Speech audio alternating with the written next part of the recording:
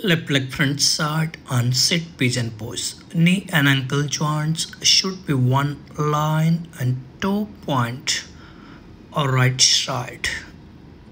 Then proper down your hip. Leg little bit more back side. Yes, great.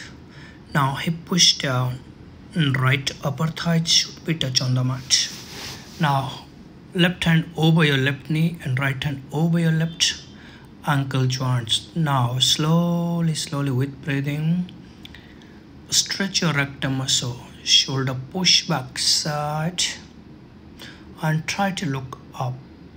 Now raise your right hand up and stretch your arm, pull your shoulder, keep your arm straight. Let's bend your elbow and palm should be touch on the wall. Now left hand up and stretch your arm first, then slowly with breathing.